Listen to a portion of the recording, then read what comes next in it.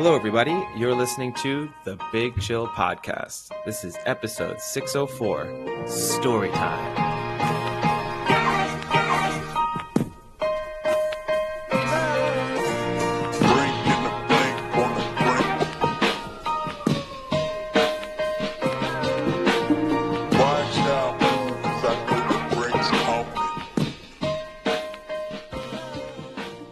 Hello, Big Chillians, and welcome back to the Big Chill Podcast. I'm Frank, joined as always with Eddie. Eddie, how's it going? Yeah, things are going well. I think it looks like the podcast might have officially reached some kind of tipping point. I got fan mail in my letterbox today from Jehovah's Witnesses. Nice. A handwritten letter. Are they unhappy?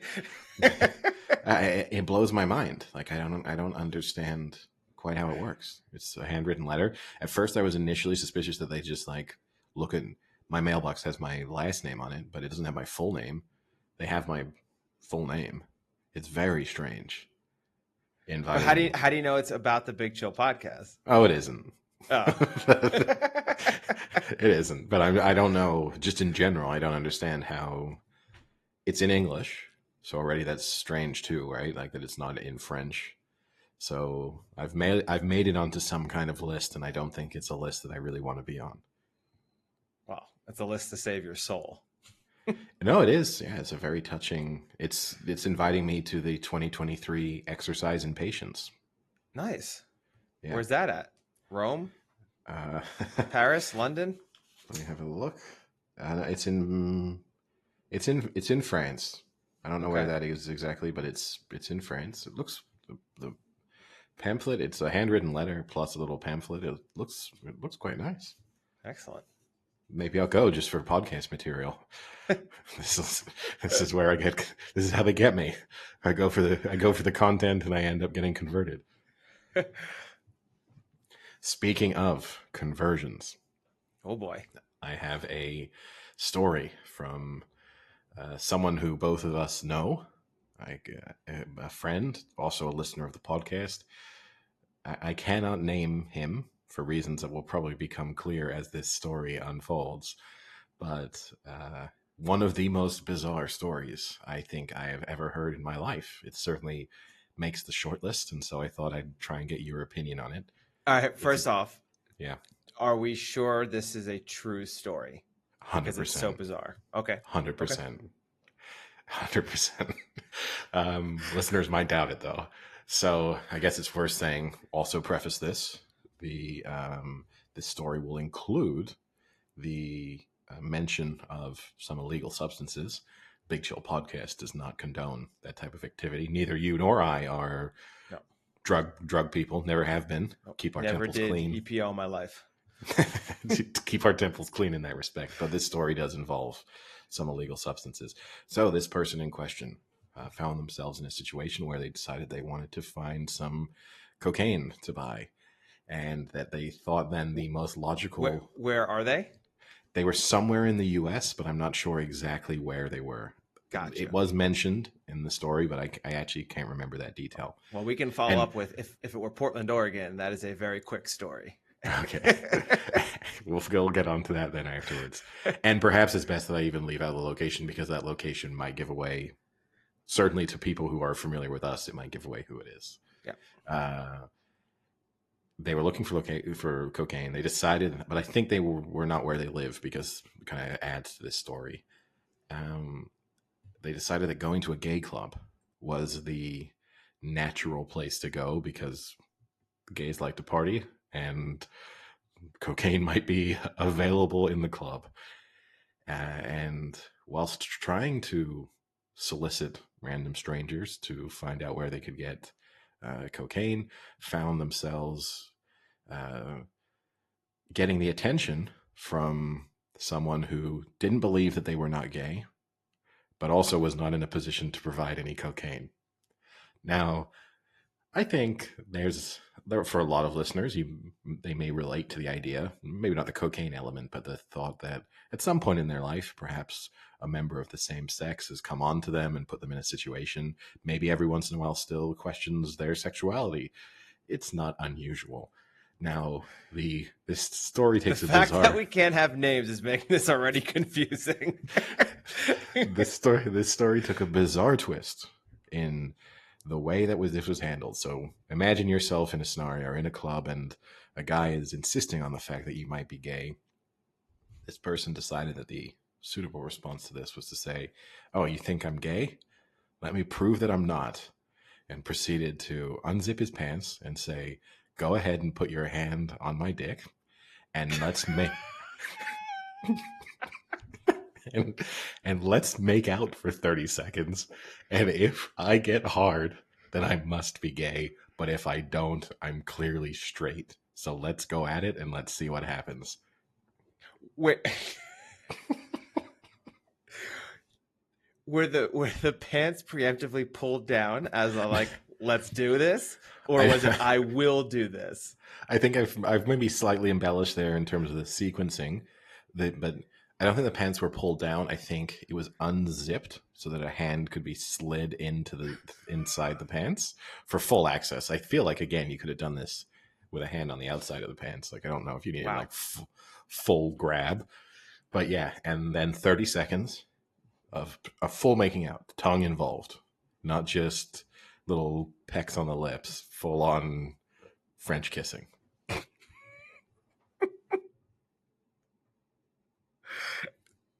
What proceeded? And supposedly didn't get hard. He got the all Oh, clear. it went down. He didn't. It actually happened. Oh no! Yeah. No. Oh my God. This. I mean, it was his idea, so why wouldn't it happen? The guy was obviously game for it. Now, this person in question told this story to a bunch of us last night. I have permission to retell it on the podcast, but I said I would give him some degree of anonymity in the process. Where does the cocaine play into this? It doesn't, but it was, I guess, the only reason I mentioned him, it could have kind of been left out, but it was the reason why he was in a gay club.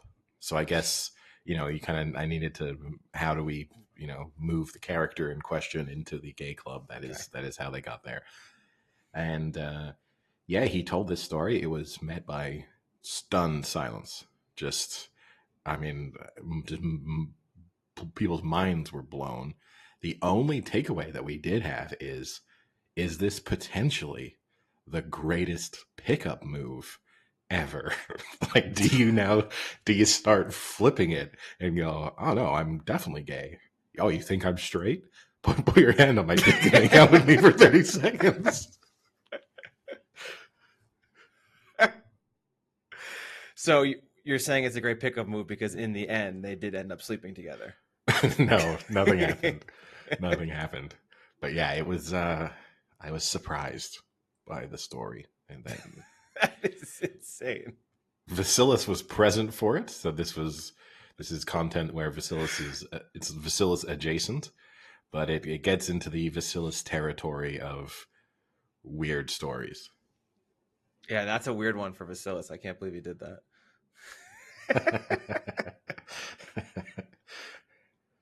Wow. All right. Yeah. So how was Portland?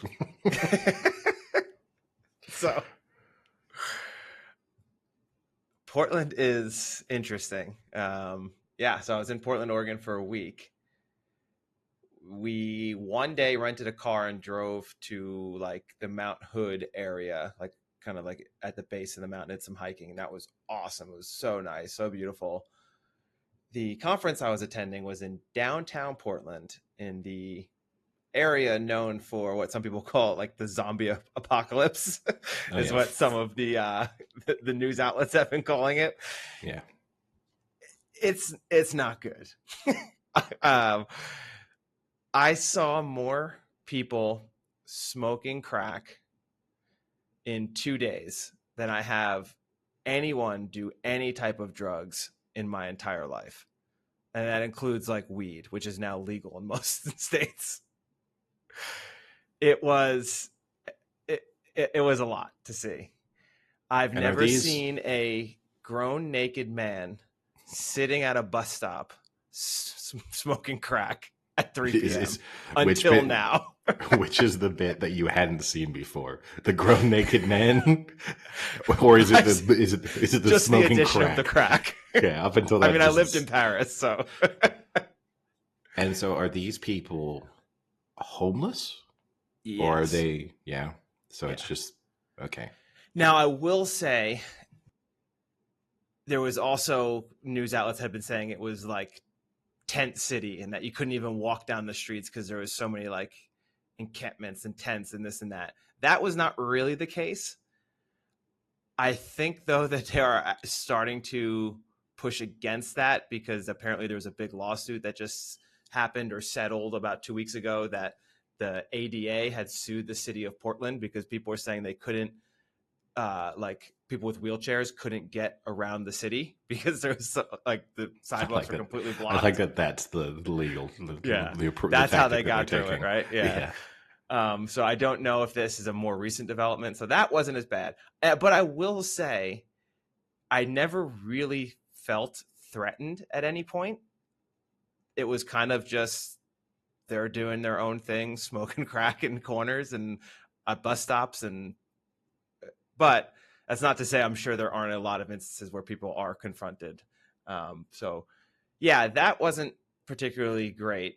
But once you got to certain other areas of Portland, it was really nice. Like it had really nice areas, good places you could go, bars and restaurants and walking areas. But the downtown part, where unfortunately the conference was not in the greatest of areas, and it made it difficult because then after the conference would end at 8 or 9, people would want to go out and get drinks and hang out. So you had groups of younger college students, walking around late at night. And it was one of those things where like the bars would close at 2:30 and you kind of had to make sure everyone was with someone else, that, you didn't have people walking home alone. And because it was a little rough. So that's not something you really want to have going on. But yeah, that was interesting. Nice.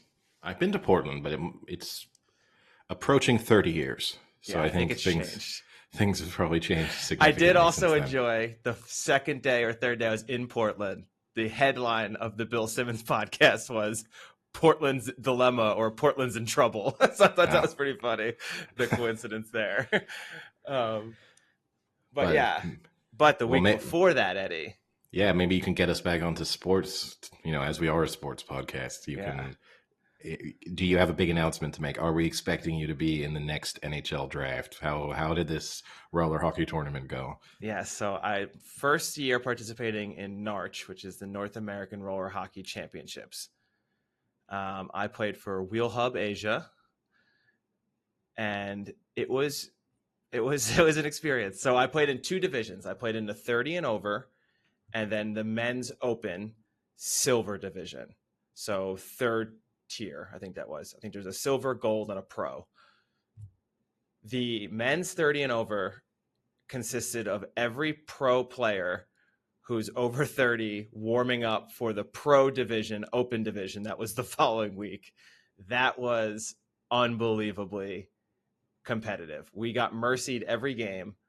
We obviously had no pro players on our team, but we were playing all the pro teams put in a team just for their 30 and overs to basically just get warmed up and get practice. And it was fun to watch, brutally miserable to play against, because part of you wants to really try hard and give it an effort, but it's almost not even worth it because not all the other players on your team, but like our team as a whole just couldn't hang. So even if I was pushing so hard and like back checking so hard and getting on one of their guys, they still have 3 other guys that are just skating through the rest of our team, So like, way to throw your team under the bus there. No, I'm not saying just me either. I know, I'm saying, but we didn't have enough to put together like one solid good line against what would have even been like their worst line. For some clarification, you were representing an Asian team. Yeah. Did you have any Asian players? Yeah. So the backstory on that is there is a Welsh guy who lives in Singapore who played for, I think, Great Britain's roller hockey national team, moved to Singapore, had been coaching their national hockey team and really doing a lot of outreach and trying building roller hockey there. And he started a company called Wheel Hub, where like sells equipment and things like that.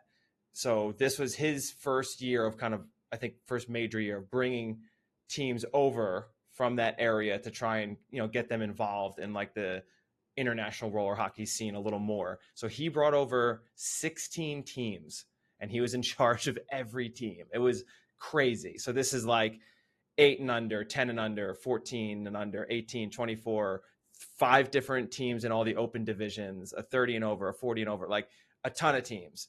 And pretty much every team was half like from like Asian and then half filled with other international players.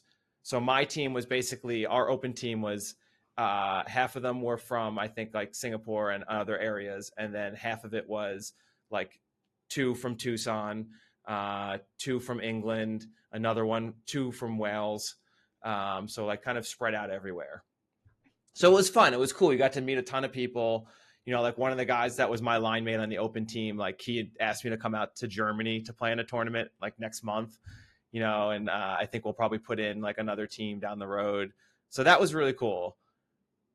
The open division was competitive, and that was like, we were okay in that level. And I think next year, I think Tucson is going to put together their own team of our best group that I think would have a shot at being in the top 5 or 10 in that division, which is fun. It like when you can actually compete and not just get blown out every game, it makes it a lot more fun.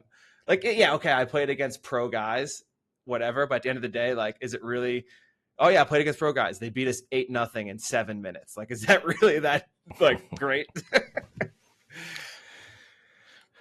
No, it doesn't sound that spectacular. But yeah, next year, maybe you'll score a goal. I had a goal. No, I know, but in the 8-0 blowout. Oh, I'm never playing in a 30 and over again. There's no point in that. Well, maybe speaking of 30s and over, the big sporting event of the weekend was Wimbledon finals, both in the men's and the women's.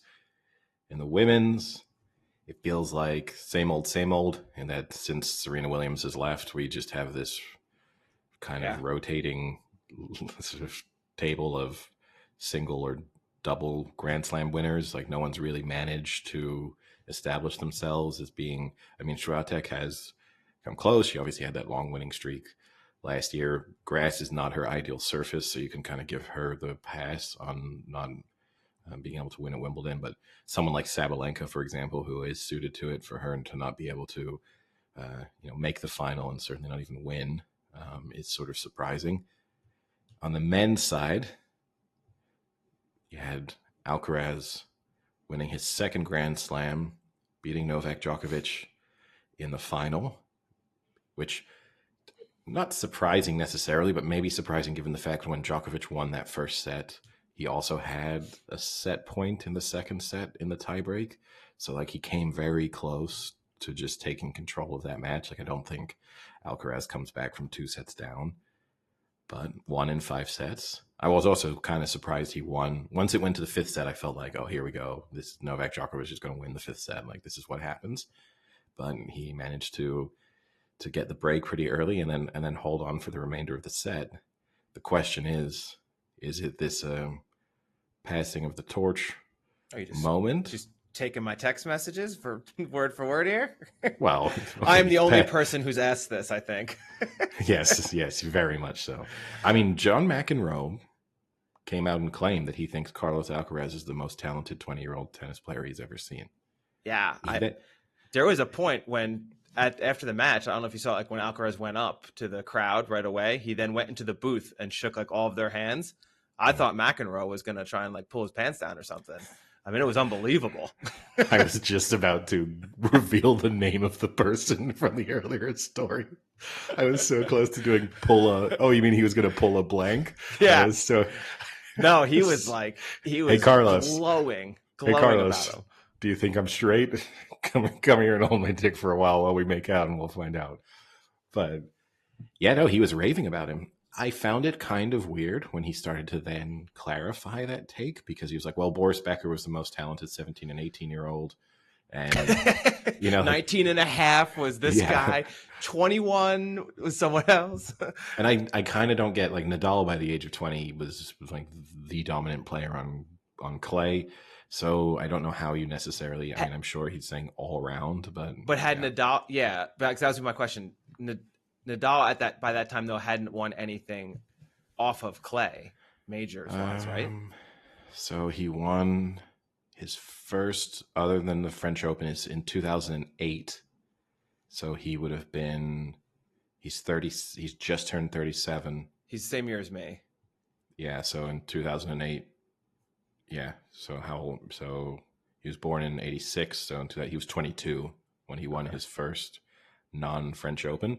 But by the time he was, I mean, he won in 2005, 6, 7, 8 Yeah. at the French Open. So I mean, that's the strange thing, right? Is that at this point now Alcaraz has won 2 majors and neither of them are the French Open. yeah, the place yeah, exactly, the surface where you'd expect him to be. And I guess if McEnroe had been pushed more, I suppose his argument is that compared with Nadal in terms of all-round game, yeah, that's where he has the edge right now. Although, don't get me, I could be completely wrong here, but didn't the last French Open, didn't he lose to Djokovic in 5 sets in the semis? Was that? Oh, no. He got it's he when got it's cramped. when he started cramping. The cramps. The cramping. Yes. Yeah. So I think it was in 4 sets, but yeah, it was close. close. But it was the semifinals. Yeah, it was close until he started to have the cramp issue. Yeah. But yeah, no, it's going to be interesting to see. I thought that, if I was Novak Djokovic, the speech after, where he repeatedly basically mentioned the fact that he was born after Novak Djokovic had become a professional tennis player, that might, I mean, which is sort of basically true. That bit might have made you feel old. I did like how he said. See, now I don't know it. I get the feeling that they're actually decently close and on friendly terms. So that to me seemed very friendly. But if they're not, then that's like a little bit much. Like if that were a random person that I never really interacted with except competitively playing against, and I said that, I would be slightly off put being Djokovic. But if they are on like friendly-ish terms, then that seemed very innocent and actually kind of funny. No, and they definitely, there certainly seemed to be a lot of mutual respect. And yeah, it didn't seem as if, and from Alcaraz's perspective, it was genuine, right? Like he wasn't digging into like, you're the old guy. And he did make that comment of, you've made 36 the new 26. That was, he had some charm that's pretty good. In terms of what he did. He came across very well. He just seems like a happy little guy as well. He does. Just like always got a big smile on his face. So hopefully for tennis, he manages to go on now and win, in the next, say, like 8 Grand Slams. If he can win another, at least 2 of the next 8, then you really start to put yourself as, okay, we've got the next, this is the sort of inheriting the crown. And I thought Djokovic actually gave a really nice speech as well. I mean, he comes across very well in those interviews. Off the court interviews sometimes are a little more questionable. What did you think about his? I don't know if you saw the press conference he had after his semifinal when he spoke. He was asked about basically how Alcaraz was maybe hungrier because he was a young player and hadn't won Wimbledon before, and Djokovic's response was something along the lines of, "I'm hungry too. Let's have a feast." I thought that was okay. He does, again, he had like a few, like with the Instagram ones, but was that like last year when they were like the Instagram thing going back? Like that was kind of funny. He's kind of like what's his face, the Joker, right? With his like, it would have been really funny if he was like, I don't really care if I won or lost. I just want to go home to my horses. At least there's no parade. But he comes across as a good guy. It's just a shame that he's sort of tarnished his name and reputation a bit, right, with the whole vaccine thing. Like that does overshadow all of the personality element. That's going to be, aside from the tennis success, that is the only thing people are going to think of about him long term, which is just unfortunate. But yeah, he he came across pretty well, I would say. Yeah, but I got to watch the fifth set on the plane ride home, which was kind of nice because sometimes the we got really lucky that I was on a plane that had a television in the seat for it was only a 2 hour flight, which that's pretty rare. But they also had the live TV stream, which a lot of companies don't have. So what was really interesting was there was a good amount of people watching the match, which was cool. And maybe it was because like the first person puts it on and then like the person behind them sees that it's on. So they, and you could kind of tell like more and more people started putting it on. But I saw at least, I was about 20 rows back, at least 15 people watching it on the plane. Yeah, it's one of those things that you've seen. Like, I remember seeing one from a flight when the Super Bowl was going on, and one like during the Football World Cup, where they show the picture where every screen on a plane is like watching the live sporting Yeah. event.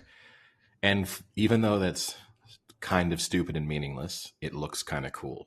Yeah. You know what I mean? Like, there's no reason why you'd be like, oh my God, what a fun plane. Everyone's watching like a live event, but it does kind of make it feel like, oh, maybe the plane. It'd be interesting to see if you really start to go into a sort of rowdy atmosphere on a plane. I think that would be less enjoyable. But yeah, it still seems pretty cool. Yeah. After Alcaraz had like a really nice shot in that final game when he was down, and then he had that nice one to, I think, go back to 30-30. Like I turned to the guy next to me because he was watching it on my right, and we both were like, "Yeah, nice shot." What did you do when Novak Djokovic completely destroyed his racket? Destroyed his racket. I was like, "Ooh!" After he was broken, yeah, a little bit of a temper tantrum. Yeah, I mean, aside from that, it's a fairly quiet weekend and week of sport. Obviously, the Tour de France is going on. It's kind of building towards a crescendo. A lot will be decided tomorrow, so the 18th of July. So when people hear this, the time trial will probably have finished, but that time trial will play a significant part in deciding who wins the general classification. But other than that, slower sporting week. Yeah. Well, I was going to ask you. I got a text from a avid podcast listener, or our podcast listener, not just a person who listens to podcasts, but listens to the Big Chill podcast in particular. And they asked if I had started watching the Netflix series Quarterback. And I said, no, I have not. Is it good? And the response was a one word, very. So I have watched an episode and a half of it, Okay. I would say. I will get into it then as well. I do like it. Okay. I think it is interesting. I'll say this. I'll give my quick thoughts. It's like no spoilers, right? Can I ask before you say what you're going to say? Yeah. Is it going to make me not like Patrick Mahomes as much as I like him? He comes across as a little bit of a fork. I knew it. But more than that, what it's going to make you do is feel sorry for him, because everything you might have thought about how other people are perhaps kind of living a little bit off of his fame, they come across that way, including his wife, where it just seems like a kind of painful existence that he does not seem to enjoy at all. But and it's Mahomes, Cousins, and Mariota. Mariota, yeah. Those are actually three decent picks, because you have Mahomes is like the superstar, but has that kind of like side drama. Then you have Cousins, who's like the controversial, quirky one, kind of like the Phillip Rivers now of this generation almost. And then you have Mariota, who's like was a superstar in college and now is kind of struggling to hold on. Can I say it made me like Patrick Mahomes slightly less? It made me like Kirk Cousins a whole lot more. Oh, I bet. Like, he comes across as such a just genuine guy. And like, what you see is what you get. He cares a lot. Like, of all of them, it's clear that he has the most sort of introspection and has to deal with, I think he feels like, consistent failure. Yeah. So he's really interesting, and he's pretty open about all of that element. So far, they've managed to avoid most of the, like, what I would consider kooky religious aspects in the Cousins household. Although his wife did say at one point, like, I can't remember, it's like their week 3 or week 4 where he had a game-winning drive that she had to put on her like religious songs while she was like sitting in the box as he Songs or psalms? songs. Maybe they were singing Songs of songs. psalms. Yeah, it's possible. But now it makes Mahomes, again, we can discuss it more when you've watched it. I know what it's gonna. I He know it comes is. across as a dork. I know. Because I know it's gonna happen.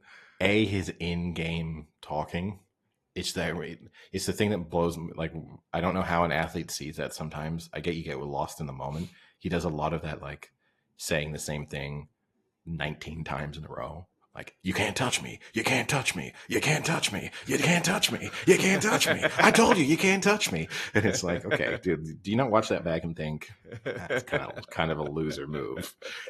And then also, he post game, it's like watching someone from high school. He's like sitting with his friends being like, and dude, and then I threw it to Travis Kelce and it was a touchdown. Like, oh my god, like I totally they just total blown coverage. Like, oh my god, he smoked him.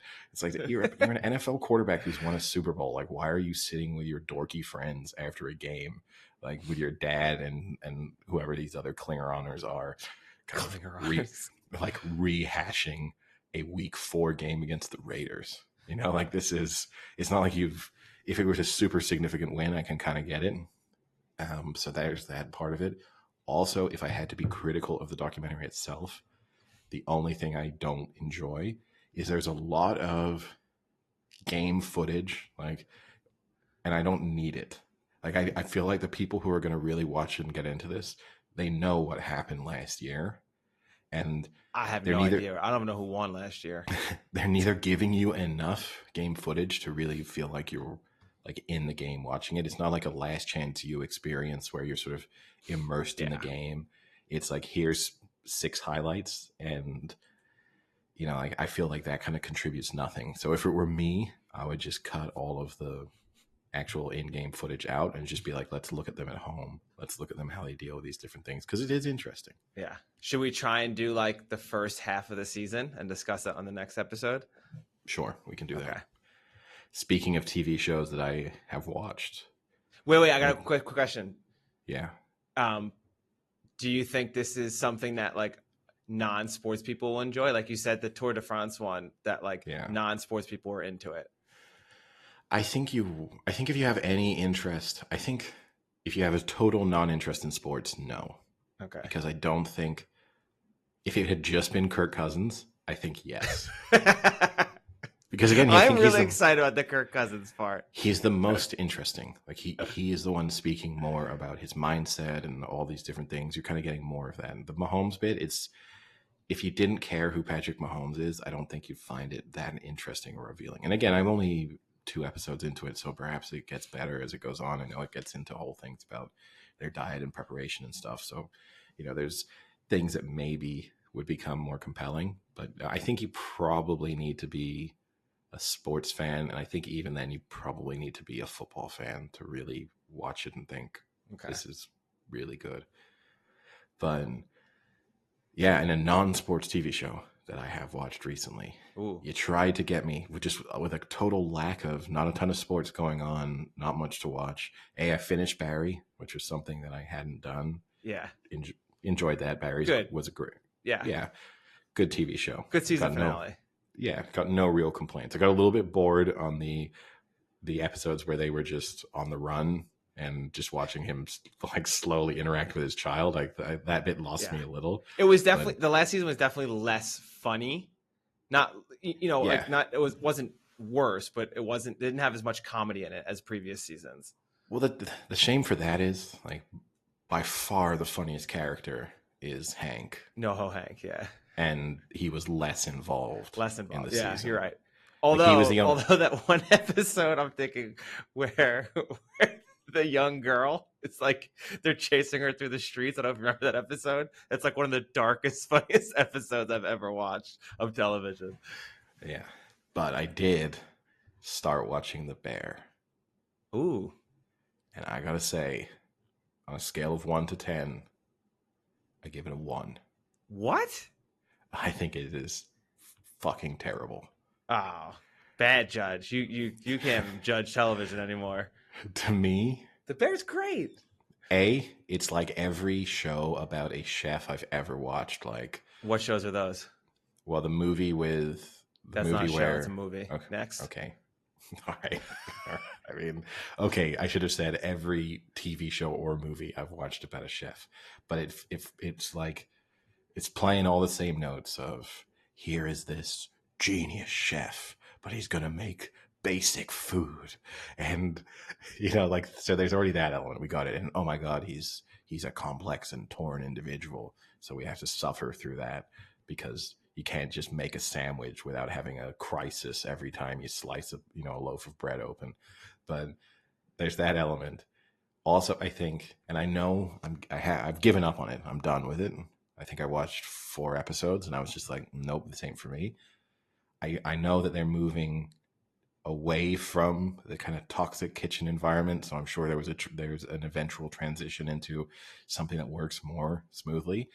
But I don't like the fact that every time a kitchen has to be represented on television, it has to be an environment in which people like shout at each other, insult each other, like this is the only way food gets made. Is like there's that part. Then there's also the douchey turning up at a fucking sandwich shop in Chicago where no one has like not a single guy in the kitchen sounds like he's ever spent a day in Chicago, but we won't get into that bit either. But Oh, now he's a connoisseur of the Chicago accent. I'm just saying. Do you want to give us your Chicago accent? Sure. What should it be, Eddie? But to do the whole, we're going to call each other chef. If I worked in that sandwich shop, I would have been like, this is pretentious beyond pretension. Like this, I get it. You worked in, French Laundry and wherever else he's supposed to have worked. But, when I really checked out, this is going into too much detail if no one's watched the show.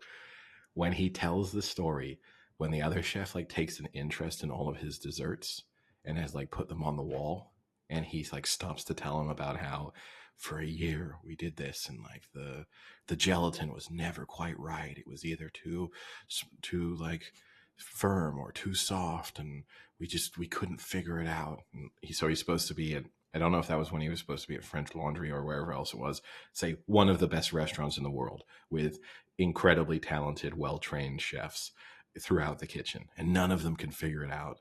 And he's talking about it, and then he's like, but eventually one of the sous chefs, he figured it out. The guy's like, what was the thing? And then the little protege just in the background, oh, veal fat. Yeah, you're right. Oh, so she knows. So it took all of you guys a year working in that kitchen to figure it out.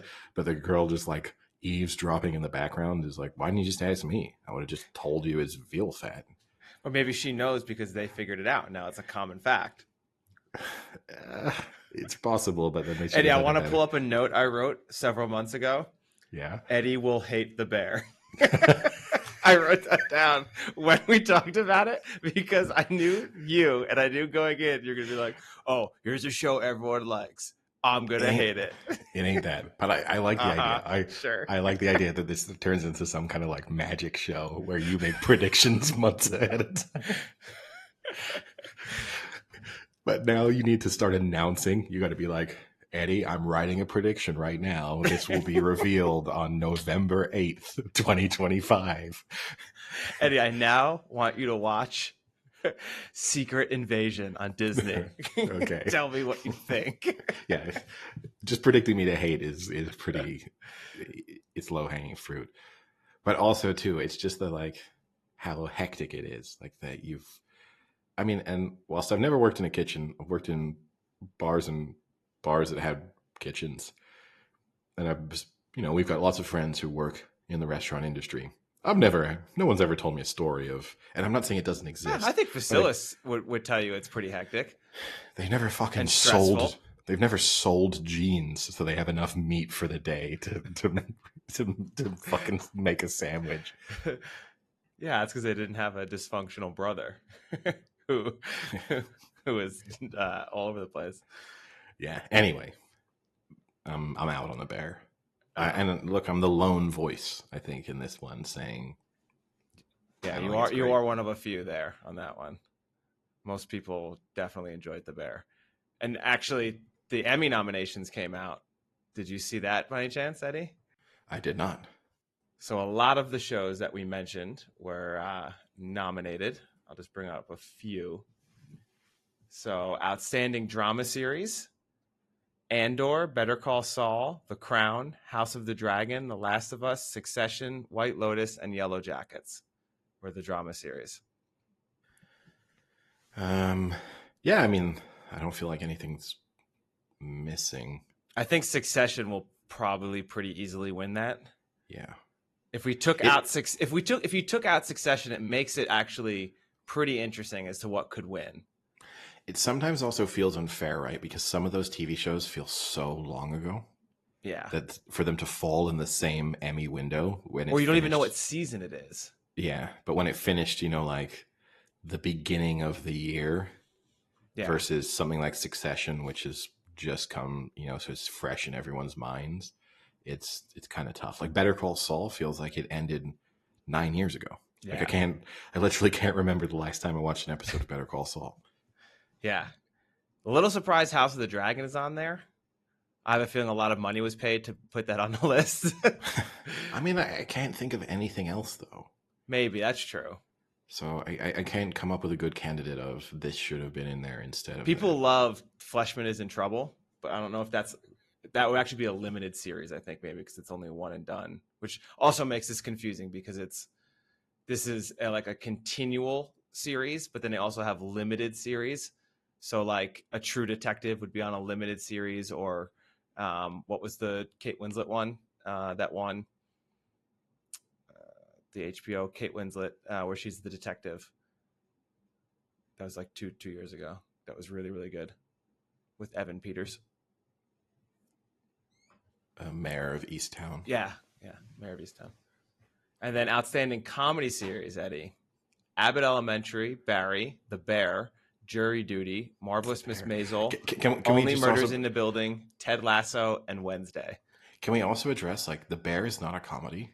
I don't They think always it's a comedy. they always do. To me, it has funny moments, but I wouldn't call it a comedy.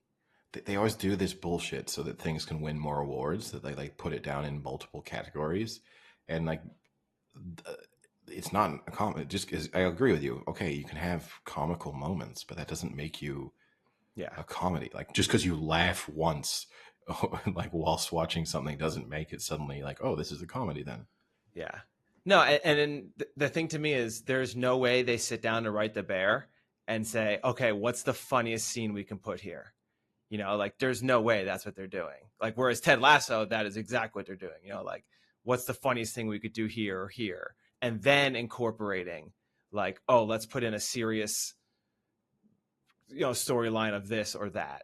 And that to me is like, there's no way. And is Barry a comedy? Yeah, less in the final season because again, those episodes where it was just them on the run, Okay. there's not a lot of humor there. But I would say this: that in Barry they are trying to make things funny.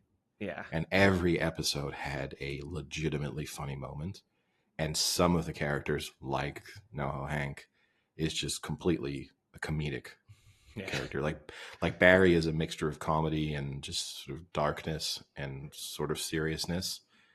But some of the characters are just complete jokes. Yeah. So overall, a lot of a lot of shows that we have discussed are on the list.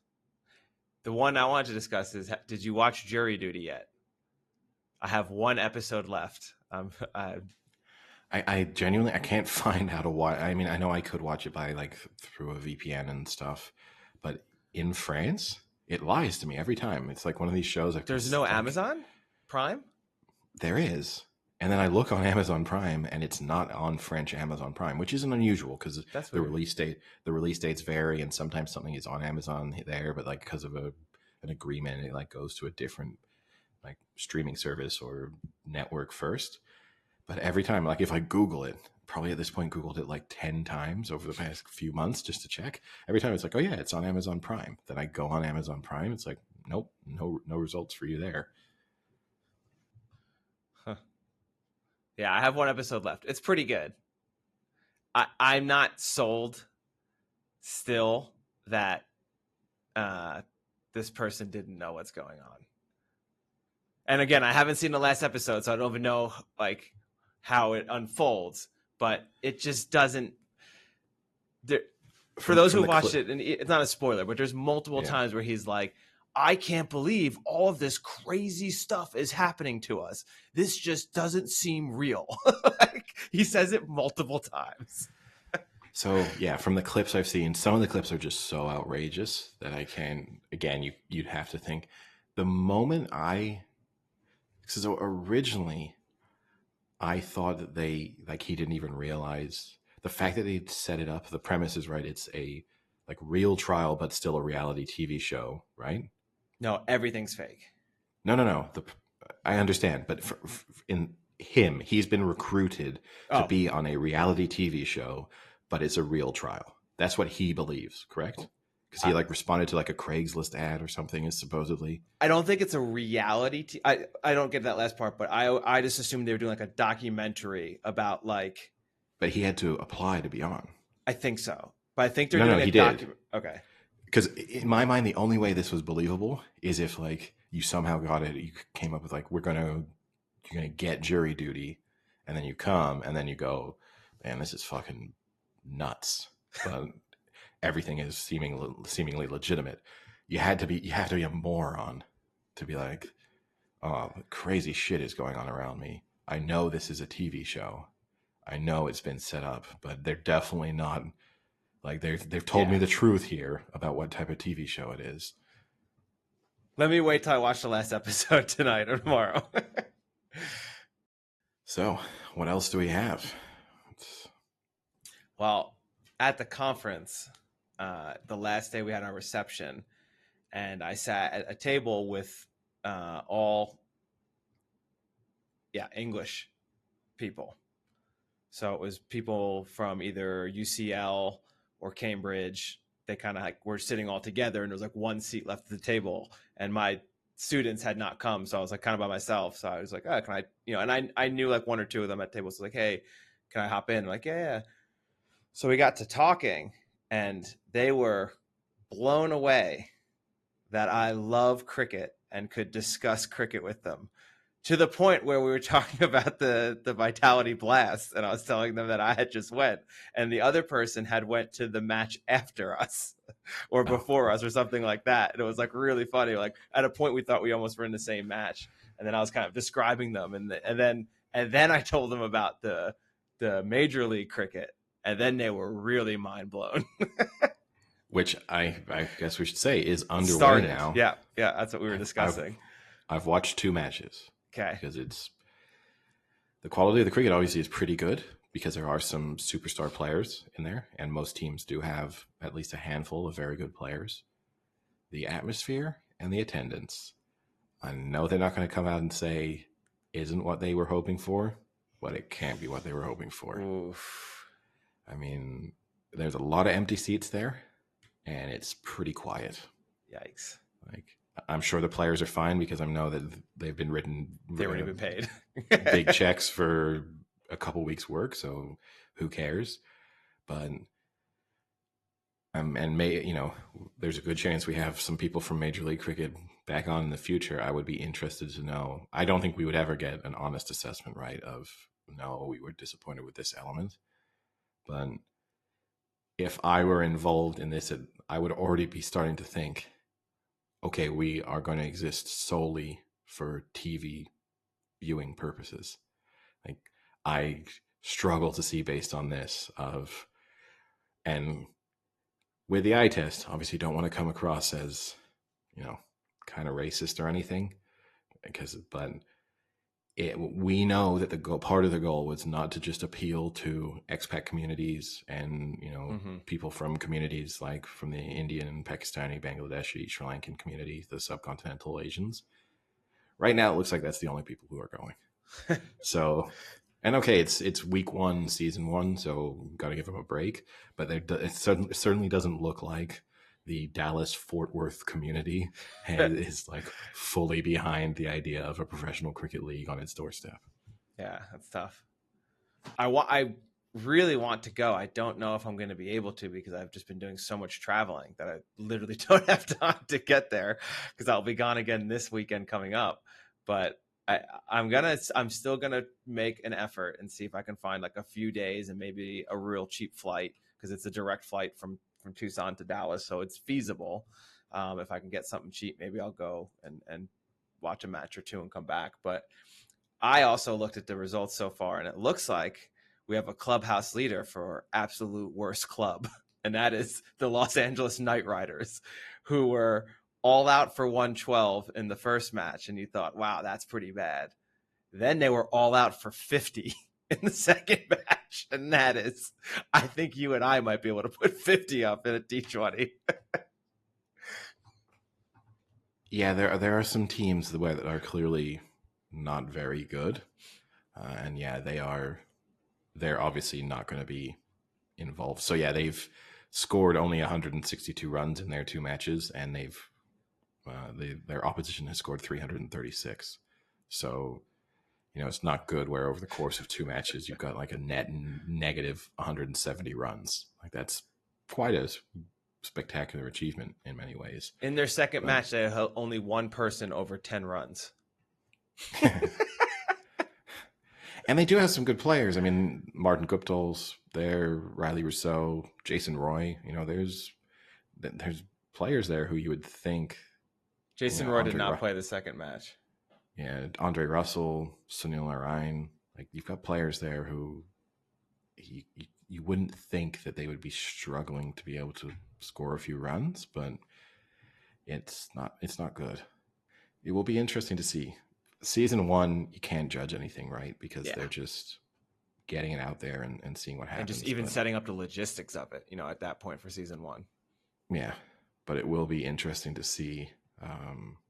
And then, to see what happens season 2, how much they change from their approach in this inaugural season. Oh, I got one for you, Eddie. Did you see that Steph Curry won the celebrity golf tournament? I did. What is it called? I saw his hole-in-one. He had a hole-in-one, which he then sprinted to the green for. Yeah. Which was okay as a celebration, but I felt bad for the other players he was playing with because they went to celebrate with him and got a high five, and they went the first 3 yards and then realized he was full sprint and then kind of just stopped and were cheering themselves, and they were put in that awkward situation of you look pretty dumb celebrating with someone who's not there. Yeah, I didn't mind the celebration because obviously very cool to get a hole-in-one, very cool to get a hole-in-one when you're playing in a televised tournament. That's, as an amateur golfer, that's as good as it's going to get. I liked him running, getting there. I didn't so much like the continued celebrations on the green. I thought that was a little much. There was a sort of sprint down there. By that point, you should have kind of cooled down. You've just sprinted 150 yards, say. You don't need to keep kind of tearing around the green, jumping up and down. But yeah, no, I mean, he's a legitimately good golfer. That much is clear. I mean, it's one of those things everyone says, right? But yeah, I mean, he's very good. He's the first active athlete to win that tournament since the year 2000. I don't know if I should be impressed by that or not. It's one of those, I don't know how strong the field always is. So, but yeah, no, it's cool. I mean, I guess we should also mention, obviously, Messi completed his transfer to Inter Miami. Wait, you didn't let me finish, Eddie. Oh, sorry. The response, Eddie, would have been, who was the last athlete to win it? Who was the last athlete to win it, Frank? NFL kicker Al DeGreco. Okay. Wow, what a prestigious... That's a deep cut. He's joined quite the list. Al DeGreco now has to be delighted that he is on a list with Steph Curry. That's now his... number on his Wikipedia, that's now leading the entry. He's the head coach or he was the head coach of the Samford University men's golf team. Yeah. So maybe that Steph should be honored to be on Al Maybe, DeGreco's list. and maybe he'll also become a golf coach once he retires from the NBA. But yes, Yeah, you can move on to Messi. Messi, not too much to say, right? Obviously, everyone knew it was happening, but the announcement took place. He's just an awkward little dude. So whenever you see him take part in any of these announcements, he looks uncomfortable, and Yeah. I kind of feel sorry for him because you can just tell it's not really his thing. He just wants to play football and everything. I also feel bad for him that clearly he and his family are enjoying the fact that so far, at least in Miami, they do have a greater degree of freedom. I don't think Sports Center needs to be posting pictures of Messi in a supermarket. It's so annoying. I think that's where you cross the line. Like if TMZ or whoever else wants to do that, those are the places that are supposed to do it. But I don't want to feel as if I'm encouraging, like by following Sports Center, that I'm like encouraging people to take annoying photos of athletes in public. Yeah. Like it's so, bad job, ESPN. Yeah. Where you get the official 2 thumbs down from the Big Chill podcast.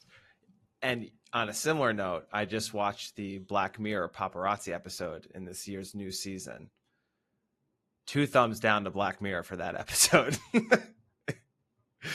Didn't enjoy it? Not very good. The other ones, actually, the season on a whole has been way better than last season. But that episode was the low point of the season. It was not a good episode. And I think not very well liked by many people. I'm not the Eddie in this situation. So you might love that episode. Wait. Hold on. Let me write something down here. Yeah, of course you're not the Eddie. But yeah, no, it's... So I've got a little topic for you, and I've been meaning to ask for a while because it's quite popular now on like social media, but I can tie it into sports. So I'll start with the sports. There was a post I read the other day that Lawrence Taylor said he does not remember being drafted by the Giants because he drank 41 Coors Lights that day. That got me thinking of the 50 challenge that everyone keeps talking about, where it's beers, miles run or walked, and donuts. And you have to combine hit 50 in one day. What is your breakdown? 50 beers. Is it 50 beers or is it 50 donuts? Does the walking to the bar count as part of the miles? It can, yeah. I would probably aim for, these are cans of beer, right? Cans of beer. So 33 centiliters. I guess it has to be cans. I feel like I could do, in a 24-hour period, I think I could definitely drink 30 cans of beer and like be fine. Like, like that wouldn't completely derail my day if I spaced that out properly. So I might go like 30, 10, 10. Because I think at a certain moment, too many donuts, it's going to, especially then with trying to put beer in there, it's just going to make everything impossible. And then the order. I'm not sure, though. Like 10 donuts to me seems very low. I honestly think you could take like 3 yeasted donuts and like mush them in and eat them like in 4 bites. I don't want to do that, though. I'm not going to turn into Joey Chestnut all of a sudden. I'm not going to, start mushing my food together for efficiency. I don't know. The donuts is the thing that would worry me. Because again, in a 24-hour period, you could knock out a lot of miles pretty comfortably. Where you're like, okay, I'm just going to go run a mile now. And then we're down to 49. And then I can wait. Like, I'm not going to go on a 10-mile run. But I could do 10-mile runs, if you see what I mean. And I don't think, again, if I think about mixing that with drinking beer, I think I'd be okay. The donuts is just, I don't want to, in your stomach that your stomach could just seize up. Regardless, the next day is not going to be a fun day. Oh no, you don't want anyone else around. No. That's a private day. That is some solo rest and recovery. First 24 hours, feel free to record the whole ordeal. Next 24, turn those cameras off. And then then I want the interview 48 hours later to get a sense of how do you feel about your decision? What would you do differently if you could go back in time? Like I would do, like if we decided to do that challenge, I would definitely take it on. Like I'm happy from a content perspective to try it, but it's also one of those things, right? It's like when people try the thing where you have to eat a hot dog and drink a beer in every inning at a baseball game. And people like really struggle with that. But on the face of it, it doesn't seem that hard. But consistently, people can't get it done. Okay. Have you heard of the other one, though? Yes, I have. And we're not discussing that. 6, 12, 18, 24. Yeah. I would pay to get Tim on our podcast to tell us what he would choose. Oh, he would just do all of them as the other thing. In the same way I said 50 beers, he would just be like, whatever that adds up to, 48. Or he would just go, yeah, I'm doing that 48 times. Oh, God. It is a very popular Reddit thread. I would be shocked if we can't find Tim has participated on this Reddit thread. He started it. Oh, God. And for anyone who's wondering what the 6, 12, 18, 24 is, just type that in and you'll figure it out. Yeah. But it's 3 of the things we discussed and one other. And one other that's not safe for work. So, yeah. But yeah, no, the 50, I think it would be somewhere. I'll be honest with you. Reality, I wouldn't do 30 beers. I would probably do like 20 beers. Maybe 20, 15, 15. Yeah, I think if you broke up the runs into, or like walk/runs into 5s. And I think it's going to be a proper run, right? No, it says you can walk/run. Oh, and it's kind of easy. But that's time consuming. It is. Well, you can time. Because you can eat a donut and walk. You know, like there's good. You can eat a beer and slowly walk a mile. Like it's not, and you've knocked. All right, if we say non-walk, jog/run, I think you could do like 4 in the morning when you wake up, and then start hitting some donuts and beers, and then do like another 4 in the afternoon. I don't want to go solid chunks like that. I don't want to do getting. But it's even worse to have to like consistently keep going out and jogging and running. But you could do but just 1 mile. You know, you're not going very far. I get the idea of like trying to get ahead of the game with like 4 or 5 right off the bat. Yeah, because you're also going to be hungry about 30 minutes after your run, and that's when you can just put down like 4 donuts at a clip. Yeah, it's true. I'm going to go in intervals of 4. It's like 4 miles, 4 donuts, 4 beers. I think I might try and get up early, do 5 miles, eat 5 donuts. And at that point I'd be like, I'm 20% of the way through. And I would feel, I think, pretty good. Because yeah, you've eaten 5 donuts, but on the back of a 5-mile run, I think you'd actually be like, do you know what? I've only got 40 left to go, and my body feels pretty nice. It would be really fun to do this, but it would be such a waste of one of the few days that I get to spend in Paris or London with everyone that we all just wasted on doing this challenge and then feeling like shit the next day. Yeah, so it's a 2-day waste. The day itself would be a lot of fun. The problem is the following day wouldn't be. Yeah. If everyone were to do it, because that's the issue. If everyone were to do it, it would actually be chaos because people would be like outrunning at random times and then coming back, and it'd be like really strange. You need like a bar to sponsor it, and for them, so that the donuts are there. Just lock in for 24 hours in the bar, and then you have like a mapped out mile loop So it's very obvious. Like you start here, finish here, you've done a Yeah. mile. Like that's ideally what you want. And then people can just go off and kind of structure that however they want to do. Yeah. It's not a bad idea, but I mean, obviously other people have done it, but it's doable. But yeah, it could be a little bit of chaos. Plus, also some people are going to start throwing up at a certain moment in time. Like that's definitely happening. Now, is Oh, that I a forgot. DQ? Yes. Okay. Yeah. Yeah. I forgot another weird story. And this one, if people listeners did not believe my original story, like had some doubts about my original story, on Saturday I was in Is this Bugsy's. the same person? No, Okay. this is a person we do not know. So I was in Bugsy's, and there was a girl there who supposedly is like a nymphomaniac, sex addict, just like goes after guys every time she's there, but like two extremes. Do I know this person? I don't think you've ever seen her. Okay. She at one moment was showing people pictures of her in a sort of bondage situation. So she was definitely confirming the rumors.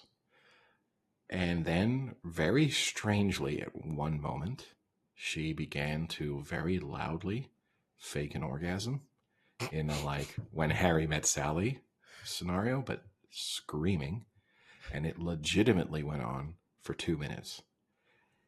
No one in the bar said it. Like it was like a record scratch. Just everyone turned and watched this girl who obviously enjoyed the fact that everyone was watching her, and she was full on scream moaning until like literally the staff working there had to go up to her and be like, you have to stop now. Like you have whatever you're doing, you have to stop this. Like you are not allowed to do this. The best part about it, but it was weird. So you just had like probably 40 people just staring at her while she was doing this. We're probably talking 10 o'clock at night, not super late. But then the real kicker was then there were these group of like American tourists, and one of them did then as soon as she stopped, and she was in the midst, she was probably like a 50-year-old woman. Wait. The nympho's a 50-year-old woman? No, the nympho was like a 30-something-year-old French woman. And she pulled the Harry Met Sally. She was ordering at the bar right as she stopped the fake orgasm, and then she went, I'll have what she's having, which got a laugh out of like me and a few other people, but her friends didn't hear it. And then she had to double dip on the joke, which was then really cringy. Yeah. Like her friends turned back around to her, and she was like, I just told the bartender I'll have what she's having. And it just was flat. It got nothing.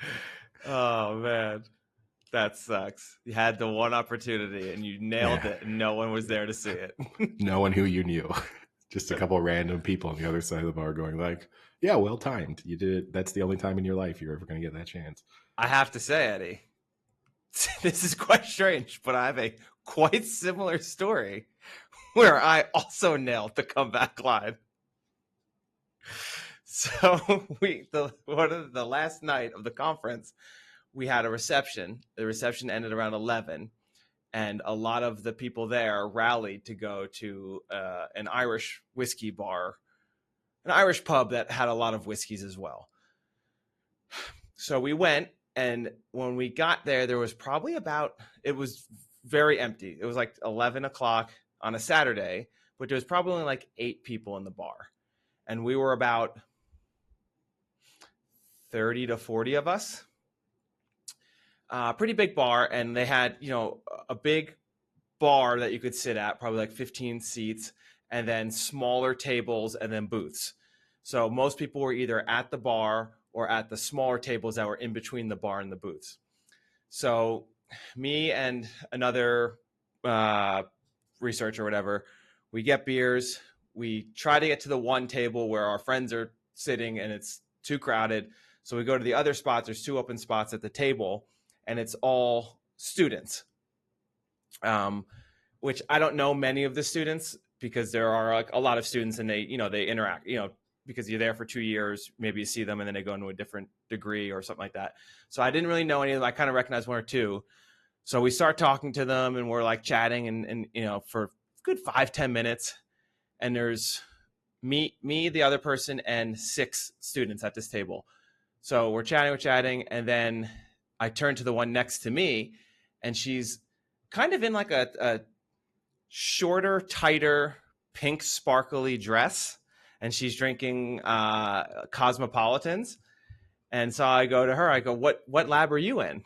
And she goes, what? And I go, like, what are you, like a PhD student, like a postdoc? What lab are you in? She's like, I don't, what? I don't get it. And I was like, aren't you here with the group from the conference? And she's like, oh, no, I'm not with them. I'm a hooker. So then I go, so the kid next to me, who was very drunk, he like loses it and he starts like cracking up and like almost has to like leave. I pulled right in and I was like, oh, no way. Me too. And then she proceeded to laugh and thought it was funny. And I said, yeah, but the issue is, I think I was actually at this table first. So if you don't mind, I'd like you to leave so I can have first dibs. and then she really liked that. And then I had to kind of say, like, actually, I'm just joking. I'm really not like hitting on you or trying to have a conversation here. Like, don't take the wrong intent here. But it was really good. Like, I came back right, like, didn't even flex or like flinch. It was pretty good. How much did she charge? I don't know. But I will tell you this. She then proceeded to tell us the classic, but I'm actually off tonight and I'm just here having fun, having drinks. And then proceeded to bounce from every table that was male dominated until eventually she disappeared in the night. So I don't think she was off. Well, sometimes you just love the game. That's it's just like an NBA player hitting the local pickup game to get up some shots. It's It does explain at one point when I walked by the table the first time, there was like one of the grad students was talking about like legalized sex work. And I remember walking by and being like, it's a really weird conversation for 6 PhD students to be having. Like, I wonder how that came up. And then now I obviously know how that came up. But yes, Portland, Oregon. Saw it all in 1 week. Well, keep Portland weird, right? Keep Portland weird. That is right. All right. On that note, should we call it a day? Yeah, I think that's enough stories for one day. I'll talk to you later. See you. Cheerio.